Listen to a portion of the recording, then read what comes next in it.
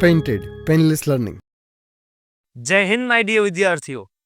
Exam complete થઈ ગઈ છે અને હવે એક અલગ જોશમાં છો, અલગ ઉત્સાહમાં છો કે ભાઈ જવાબદારી ઓછી થઈ ગઈ છે.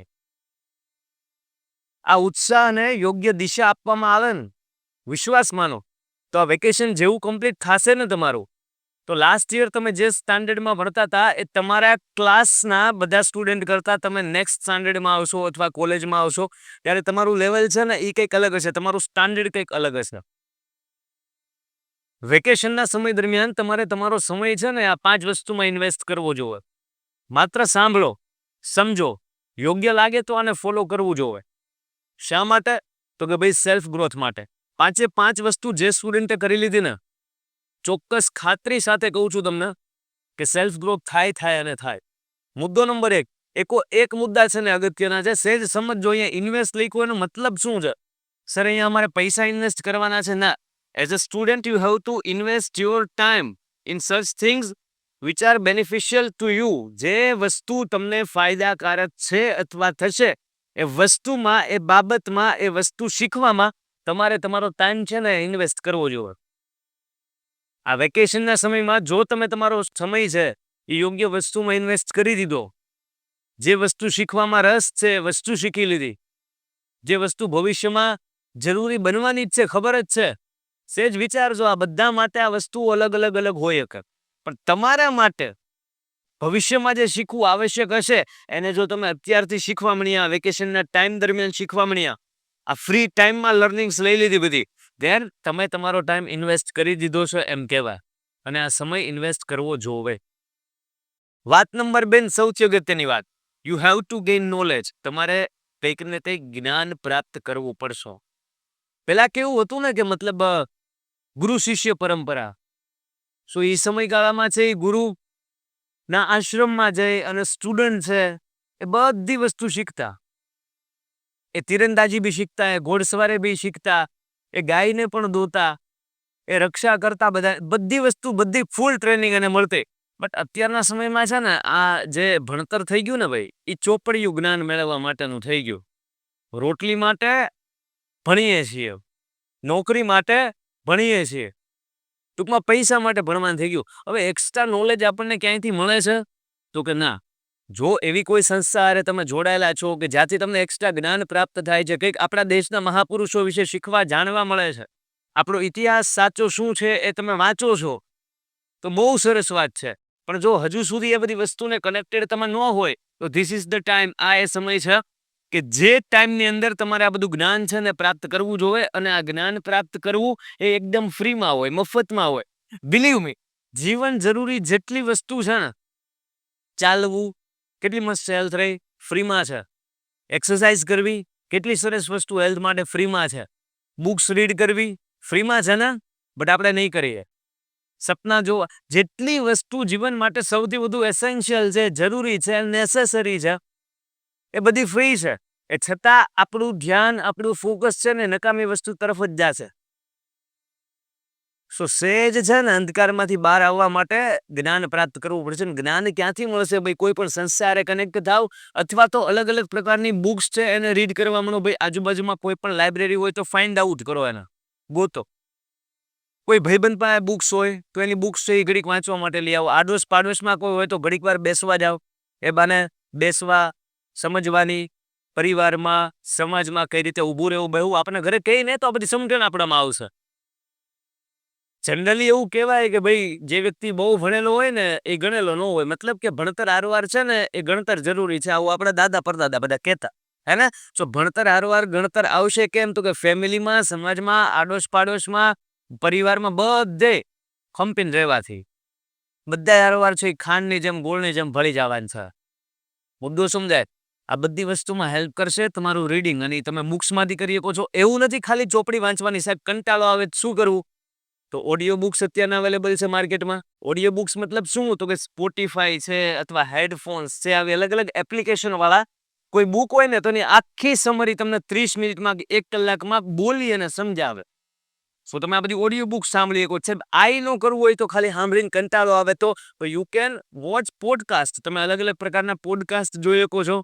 ઘણા બધા આપણા દેશના અથવા ફોરેનર્સ પણ ઘણા પોડકાસ્ટ કરે. તમને જેમાં મજા આવતી હોય પોડકાસ્ટ સાંભળો. કંઈક ને કંઈક લર્નિંગ્સ મળશે, કંઈક ને કંઈક શીખવા મળશો.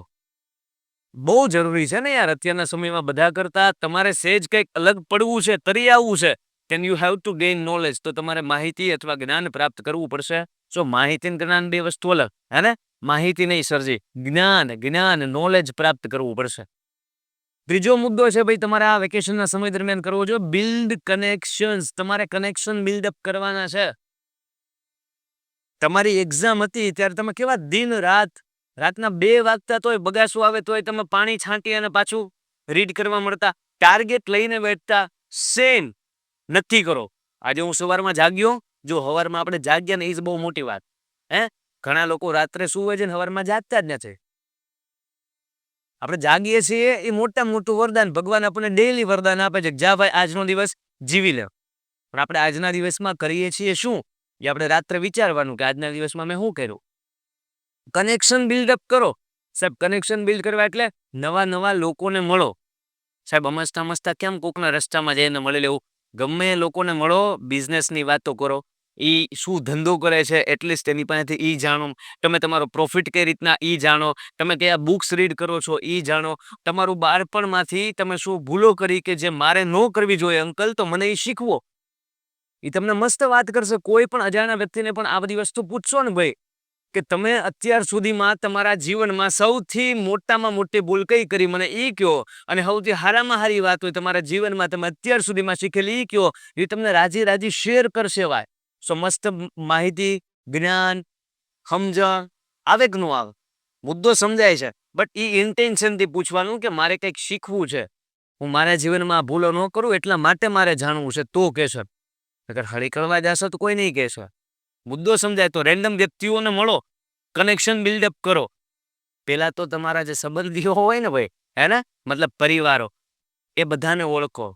ઘણા બધા સ્ટુડન્ટ એવા હોય છે, હું નાનો હતો તે મારે ખુદને એવું હતું કે મારા બધા રિલેટિવને હું ન ઓળખતો. અત્યારે પણ હું મારા બધા રિલેટિવને ઓળખું ખરા, પણ અમુકના નામ મને ભૂલાઈ ગયા હોય. આપણા બધા માટે જરૂરી છે, તમારા માટે નહીં, મારા માટે પણ જરૂરી. શું તો કે નવા કનેક્શન બિલ્ડઅપ કરવાના છે. બટ આપણા રિલેટિવના નામ છે, આ છે તે છે, આપણને આવડવું જોઈએ. એમાં હું પણ ખુદ પોતે પ્રયત્ન કરી રહ્યો છું, સ્વીકારું છું. મુદ્દો નંબર 4, ટાઈમ મેનેજમેન્ટ કરતા શીખો. સાહેબ ટાઈમ મેનેજમેન્ટ કરતા શીખીને અમારે ક્યાં જવું? ભલા માણસ, તમે આગળના ધોરણોમાં ભણશો, આગળ કોલેજોમાં ભણશો, તેન જોબ કરશો યા બિઝનેસ કરશો, કોઈકની કંપનીમાં જોબ કરશો, અથવા તમારી કંપનીમાં બીજા બધા લોકોને જોબ કરાવશો. આમાં ટાઈમ મેનેજમેન્ટ સૌથી વધારે ઇફેક્ટિવ રહેશે ને.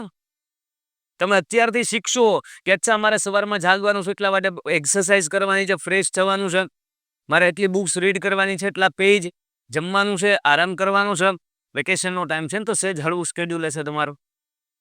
બટ બિલીવ મી, વેકેશનનો ટાઈમ છે ને એમાં તમારું સ્કેડ્યુલ સહેજ હેવી હોવું જોઈએ. કેમ કે આ સમય દરમિયાન બધા છે ને એકદમ લાઇટ થઈ ગયા છે, એકદમ રિલેક્સ થઈ ગયા છે. પણ આ સમય દરમિયાન તમે છે ને એ તમારી જાતનો વિકાસ કરવા માટે તમે ફોકસ કરી નાખ્યું ને, વેકેશન ખુલશે ને ત્યાં તમે અલગ જ વસ્તુ હશો, અલગ જ વ્યક્તિ હશો.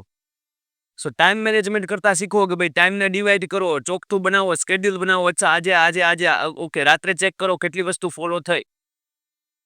ટ્રાય કરો, એટલીસ્ટ ટ્રાય કરો. બધું આમાંથી ફોલો થાય એવી હું આશા રાખતો નથી. એક વસ્તુ ફોલો થઈ ગઈ ને એટલે રાજી. મુદ્દો સમજાય, બધું ફોલો થાય. ઇવન ટાઈમ મેનેજમેન્ટમાં પણ ટાઈમ ટેબલ તમે બનાવ્યું, રાત્રે જોયું, ભલે 2 જ ટીક થઈ, 3 જ ટીક થઈ, પણ ટીક કરવાની શરૂઆત તમે કરી દીધી, ઇટ મીન્સ કે તમારો સેલ્ફ ગ્રોથ છે ને એ થવા માંડ્યો. બાકીના લોકોએ આ બધું વિચાર્યું પણ નથી. એટલીસ્ટ તમે ટીક કરવાની ટ્રાય તો કરી નાખી, સ્કેડ્યુલ તો બનાવ્યું, એ પ્રમાણે કામ કરવાની શરૂઆત તો કરી. કોઈ પણ યુદ્ધ જીતવું હોય કે કોઈ પણ એક્ઝામ ક્રેક કરવી હોય ને તો એનો એકમાત્ર રસ્તો છે કે પહેલા તમારે શરૂઆત કરવી પડે. અડધે પછી પોગાય અને સક્સેસ પછી મેળવાય, પહેલા સ્ટાર્ટ કરવું પડે. You have to start, you have to begin your journey. સફર શરૂ થવી જોઈએ. Last, work on your interest. જો આ બધી તે સેલ્ફ ગ્રોથની જ વાત છે કે ભાઈ પોતાનો ખુદનો વિકાસ થાય, પણ આ બધી વસ્તુ વચ્ચે છે ને આપણે આપણી જાતને પ્રેમ કરતા રહેવાનું છે. આપણી જાત, આપણી સેલ્ફ છે ને, આપણને કંઈક વસ્તુમાં રસ હોય તો એની ઉપર તમારે કામ કરવાનું છે. Work on your interest. કોઈકને પેઇન્ટિંગમાં રસ હશે, કોઈકને ગીત ગાવું ગમતું હશે, કોઈકને છે એ અલગ ઓબ્ઝર્વેશન્સ, જે વસ્તુમાં રસ છે એ વસ્તુ ઉપર કામ કરો. તમારી રસના વિષય ઉપર જો તમે કામ કરી નાખ્યું, તમે તમારી સ્કિલ્સ છે એને મસ્ત મજાની ધાર આપી દીધી, કામ થઈ ગયું બોસ, કામ થઈ ગયું. આ ભણતા સમયે જેટલી સ્કિલ ડેવલપ થઈ છે, જે ડિસિપ્લિન આવી છે, એ બધી વસ્તુ, બધું ફોકસ છે ને એ તમારા ઇન્ટરેસ્ટ ઉપર લગાડી દો, બધું કામ થઈ જશે. મુદ્દો સમજાય છે? તો ઓવરઓલ આજના સેશનનો હેતુ એ હતો કે પરીક્ષા પૂરી થઈ ગઈ સાહેબ, હવે શું? સો હવે તમારે સમરી આપી દઉં. આ 5 વસ્તુ કરવી જોઈએ. શું? તો કે તમારે તમારો ટાઈમ છે ને ઇન્વેસ્ટ કરવો જોઈએ. તમારે અલગ અલગ બુક્સ રીડ કરવી જોઈએ, પોડકાસ્ટ સાંભળવા જોઈએ, અથવા ઓડિયો બુક્સ સાંભળી અને નોલેજ મેળવવું જોઈએ.